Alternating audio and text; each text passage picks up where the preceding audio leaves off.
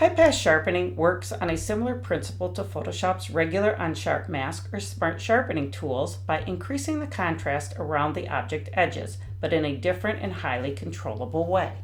The first thing we have to do is make a duplicate image of our layer down here in our background.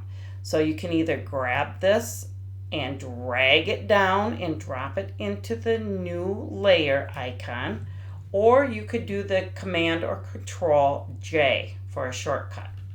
Now we have a background copy, and that is what we're going to work on, is this copy. We're going to go up to Filter. We are going to go down to Other. We are going to choose High Pass. Click on it.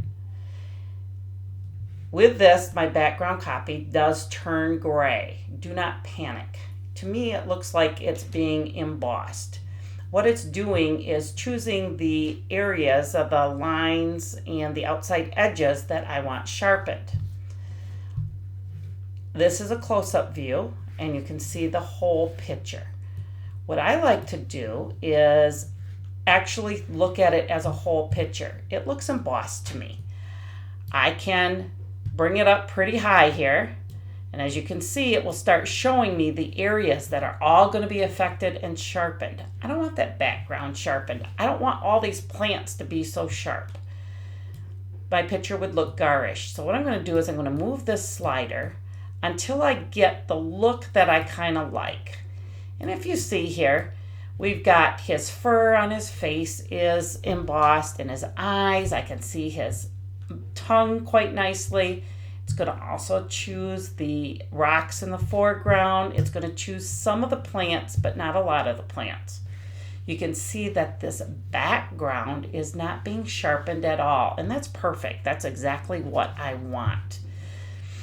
With this radius of pixels, I wish I could tell you a formula that would work best for your photos, but I can't do that.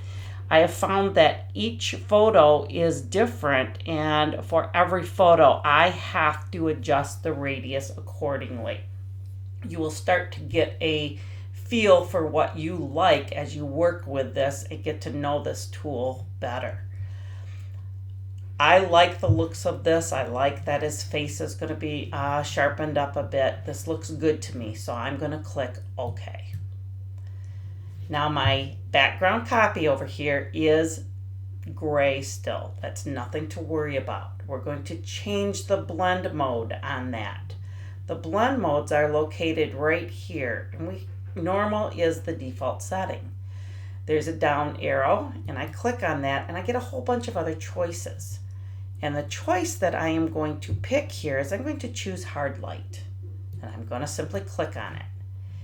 And now, with the hard light chosen, my photo now has been sharpened in these embossed areas that I already showed you. Here's the difference. By turning this eye on and off, you can see. There it is with it off, and there it is with it sharpened. Notice it's a subtle sharpening. I didn't take it too far. It doesn't look garish. I don't have halos and outlines and things like that that will ruin my photo. You can also go up here to the opacity, click on that, and then you can take and make the opacity lower if you so choose. I tend to not do that here because I like to get it right the first time in my High Pass sharpening tool itself. But if you find it's a bit much, you can take it down right here in this opacity setting. Now that I'm done, all I need to do is flatten my layer, so I'm back down to one layer. I'm going to go up here to Layer.